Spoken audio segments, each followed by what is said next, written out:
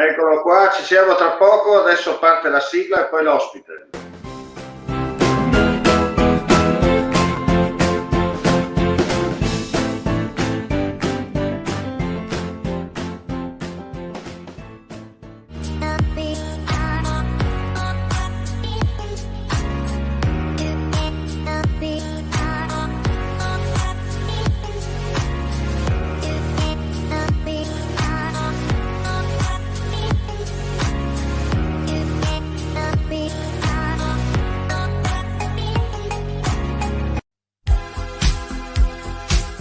Artline Occhialeria, dal 1994 il vero artigianato italiano, quando il Made in Italy è vero Made in Italy.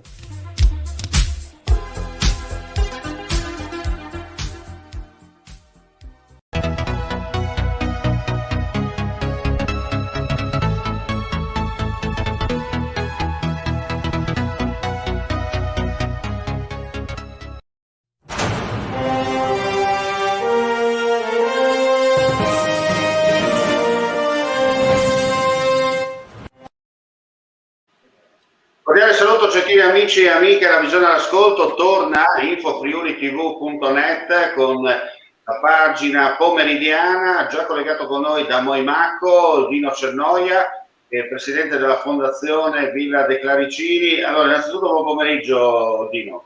Buongiorno a tutti, ben trovati. Ti racconti, so che ci sono altre importanti novità, no, in programma in questo 2021. Sì, effettivamente quest'anno sarà un anno particolare perché il 2021 sono i 50 anni della fondazione. Esattamente il 15 marzo del 1971 il Presidente della Repubblica decretò la nascita di questa fondazione.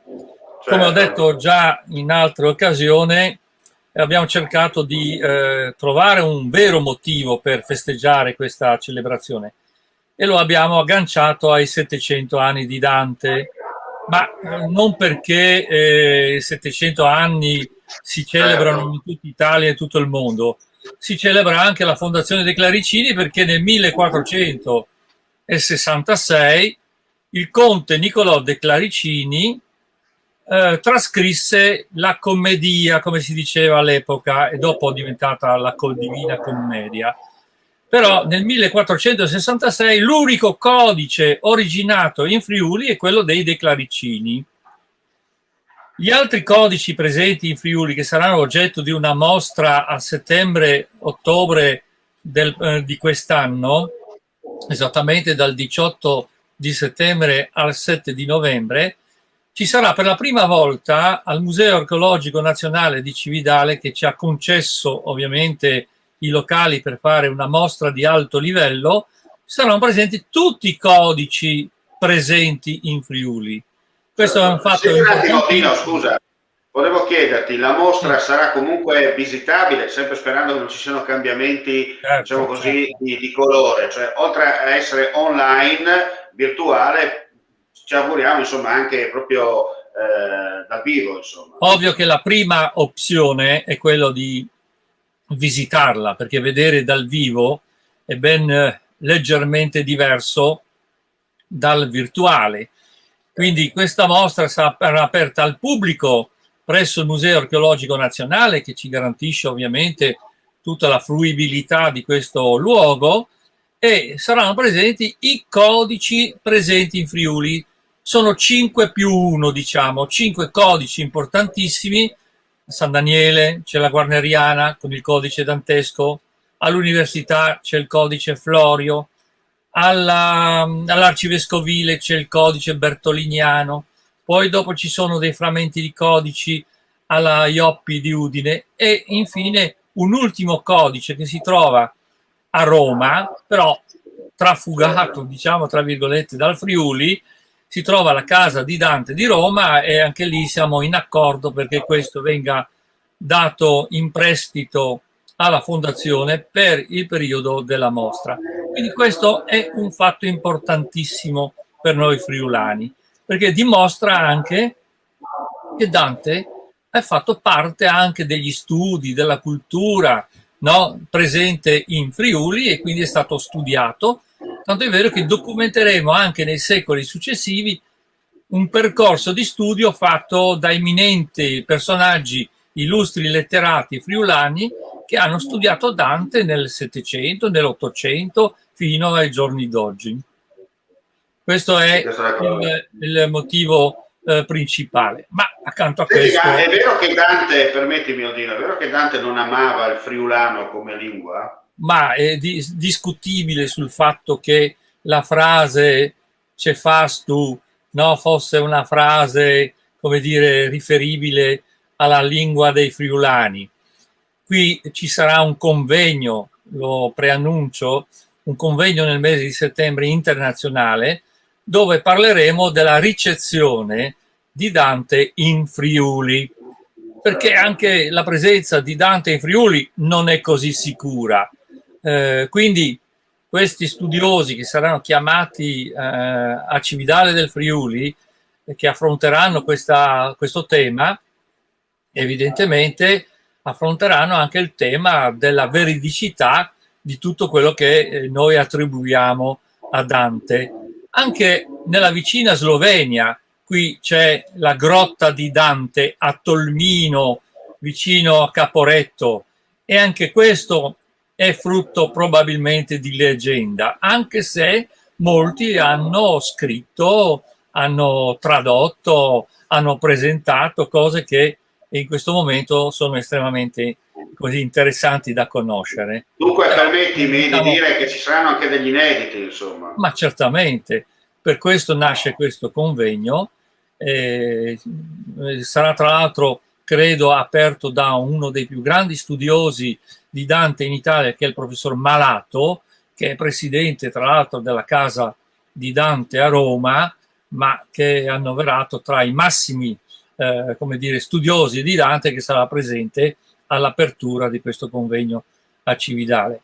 Ma al di là di questo, se Dante era o non era in Friuli, o era nei Balcani, per esempio, perché anche i Balcani, no, parlano di Dante presente in Croazia, Slovenia, come oggi modernamente si chiamano questi luoghi, sarà tutto un approfondimento che sarà interessantissimo seguire anche in diretta con la vostra televisione. Io ti ringrazio dell'invito e già me lo segno sul calendario, perché ma certamente, certamente. Noi è un servizio pubblico che facciamo in questo caso. Esatto, vogliamo essere anche noi un'emittente informativa, se non di diverso livello, ma essere degli informatori, no, del nostro territorio e per il nostro territorio. Però apriamo, devo dire un'altra cosa, apriamo i festeggiamenti del cinquantennale della Fondazione e di Dante con un convegno, una chiacchierata con Don Alessio Geretti. Don Alessio Geretti è un po' un noto organizzatore, uomo di cultura, basti pensare alla mostra di Illeggio. Sarà lui ad aprire il 25 marzo, in occasione del Dante D, l'annata dantesca della Fondazione dei Claricini. Quindi il 25 marzo ci sarà questa prolusione all'anno dantesco, che successivamente si svilupperà con altre iniziative importanti. Ne voglio citare almeno 3 in questo momento, le altre magari in un'altra trasmissione. Anche perché vogliamo tenere un po' di suspense, no? Cioè, esatto. La corda non proprio tesa del tutto, ma giusto per mantenere un po' viva la fiammella. No? Esatto, parliamo soltanto della partenza di questa annata. E accanto alla conferenza di Don Alessio Geretti ci saranno 2 mostre importantissime e originalissime. La prima è perché abbiamo rinvenuto nella biblioteca della Fondazione, che è una biblioteca tra l'altro che è stata dichiarata storica dalla sovrintendenza, abbiamo rinvenuto delle cartoline postali della fine dell'Ottocento e dell'inizio del Novecento, circa 250 cartoline, che metteremo in mostra e parlano tutte di Dante. Quindi ci sarà la mostra Dante in cartolina, che sarà presente in Villa de Claricini. La seconda mostra originale sono le miniature medievale di Massimo Saccon.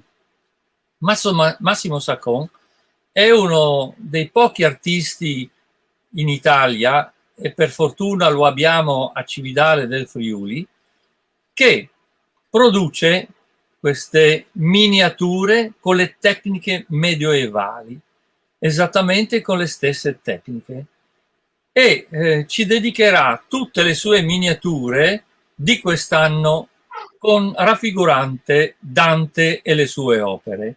Pertanto saranno presenti 12 miniature di Massimo Saccon, che saranno di una bellezza, io le ho già viste, sono di una bellezza incredibile, cioè veramente fatte come si lavorava negli antichi monasteri, e pertanto saranno presenti in villa dal 25 di marzo, anch'esse per così essere godute dal pubblico che verrà a trovarci. Se permetti... Ci hai dato delle notizie, insomma, molto esatto, piccanti, molto hai dato un input importante ai nostri telespettatori. E ve le do con piccole dosi, perché non c'è solo quello, ci saranno tante altre piccole manifestazioni. Però mi permetti anche di comunicarti che è uscito l'ultimo libro, o il primo del cinquantennale, che la Fondazione con l'editrice Aviani ha pubblicato. Si tratta di un libro che è Il giardino segreto di Villa de Claricini Dornpacher. E qui si apre un altro capitolo. Noi abbiamo dei giardini, dei parchi che sono classificati di livello nazionale e che sono di una bellezza incredibile. Noi abbiamo affidato a una delle più grandi studiose del settore, cioè Francesca Venuto, di produrre questo documento che racconta la storia di un giardino all'italiana, e lo abbiamo definito segreto. Perché segreto? Perché le famiglie nobili avevano nei loro giardini la possibilità di intrattenersi, di ospitare, di far conoscere, ma oltre a quello di coltivare veramente questi giardini che sono nati, no, per così allietare, no, la presenza di queste famiglie. Abbiamo pensato bene di pubblicare questo libro e ve lo faccio rivedere perché è bellissimo. Spero che sia leggibile così. Perfetto. Aspetta che facciamo una cosa, tieni il libro un secondo, in bella visione, faccio un piccolo allungamento, eccolo qua. Bene, così si vede meglio. Ecco, si può fare anche uno screenshot di questo libro e siamo onoratissimi di avere potuto fare questa pubblicazione. Però anche in questo caso ve lo do a piccole dosi, è una piccola pillola, perché ci saranno altre pubblicazioni che usciranno quest'anno, almeno altre 2 che produrrà la Villa de Claricini. Quindi io mi prenoto con te, che sei così gentile con noi, mi prenoto per informarvi di quello che farà la Fondazione nei prossimi mesi. Come sai, Oldino, in base anche chiaramente agli impegni eccetera, noi ci segniamo sempre in calendario e cercheremo di fare il massimo per darvi spazio e visibilità, perché si dice che il miglior vino si mantiene nella botte buona, no? E se la botte è buona vuol dire che arriva anche la cultura, perché dall'uva si spreme sempre quella particolarità che serve poi a far degustare. Degustare vuol dire non è solo assaggiare per mandare giù, no? Assaggiare vuol dire farsi anche un po' il palato all'interno della propria bocca. Sì. La cultura serve a questo. È vero che si dice che con la cultura non si mangia, però noi con la cultura anche facciamo un'attività che è quella proprio di produrre un buon vino, ma realmente un buon vino è degli ottimi cereali, perché abbiamo questa azienda agricola che mantiene gli scopi della fondazione, che sono senza scopo di lucro. Quindi ti ringrazio per questo passaggio in televisione con te, sei sempre stato molto gentile, e quindi se ci darai la possibilità di darti ulteriori informazioni sulla nostra attività, noi siamo sempre pronti. E questo è un po' il nostro scopo, la nostra mission, quella di far conoscere il Friuli Venezia Giulia nei dettagli, no? Anche negli aspetti particolari, perché ogni territorio che fa parte, no? Che è incastonato nel puzzle, ha la sua particolarità, e le particolarità sono positive per mantenere vive le radici storico-culturali del passato, onde evitare che il futuro, come si dice in questi casi, rischi la desertificazione. Se arriva la desertificazione anche a livello culturale, tradizionale e storico, possiamo, come si dice, cambiare canale e poi non si sa dove si va a finire. Certamente quello che dici è Vangelo, come si dice, perché parlare di questi temi, soprattutto in questo periodo di pandemia, dove tutti noi abbiamo delle difficoltà nella socialità, cioè quello di dover essere presenti, no? In mezzo alla gente e nelle varie situazioni, è altrettanto vero che in questo momento parlare di cultura è estremamente rinforza l'animo, crea bellezza e ci riconcilia con la vita. Speriamo di superare questo periodo e quindi di avere questa opportunità di vivere assieme queste esperienze. Certo.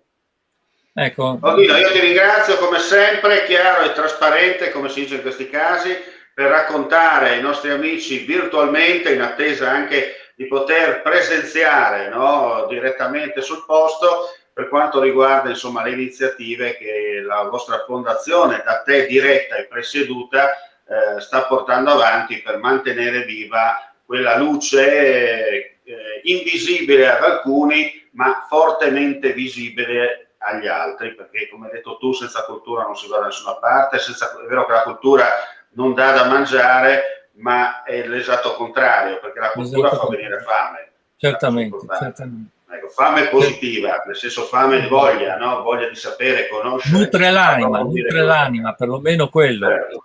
Ecco.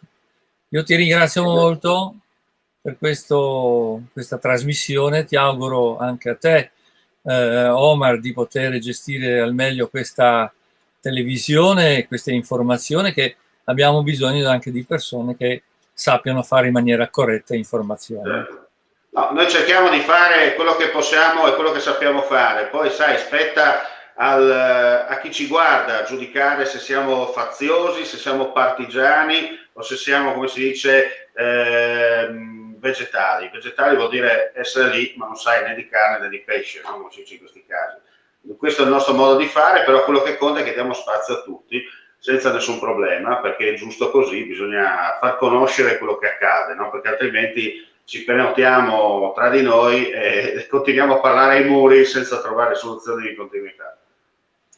Grazie mille. Non so se hai bisogno di altre informazioni, io continuo perché non so il tempo che tu mi dai. Guarda, manteniamo, come ti ho detto, manteniamo la fiammella accesa, perché altrimenti non giochiamo, usiamo la teoria della pistola a 6 colpi, no? Spariamo un colpo alla volta, diamo un po', cerchiamo di tenere la fiammella, no? Sempre accesa, no? Anche per incuriosire chi ci guarda. Sono d'accordo con te, quando ci sarà la necessità di dare ulteriori informazioni a piccole pillole, come dico io, no? Si potrà benissimo ritornare in onda. Grazie mille. Certo. Saluto dandovi appuntamento tra non poco. Bene. Grazie. Complimenti ancora e grazie al nostro ospite, buon lavoro anche ancora a Oldino, e come sempre insomma cercheremo di tenere informati, anche sperando insomma di poter partecipare direttamente alle varie iniziative che la vostra fondazione fa per divulgarle le notizie attraverso la nostra web TV. Come sempre grazie per la visione e l'ascolto ai nostri amici, vi diamo appuntamento più tardi con un riepilogo e soprattutto con le ultimissime dalla Friuli Venezia Giulia. Chiaramente gli aggiornamenti saranno, non dico in tempo reale, ma quasi in tempo reale attraverso i nostri social media, sia sulla nostra pagina Facebook friulitv.net, attraverso il nostro sito friulitv.net e anche attraverso Twitter Omar News 24 per tenervi aggiornati. Come si dice, anche se oggi sono a Zoppola, nella sede operativa del Friuli occidentale, ma non si perde mai, non si deve mai perdere le buone abitudini. Come si dice nella lontana provincia dell'Impero, mandi e alla prossima. Mandi a Deutsch. Mandi.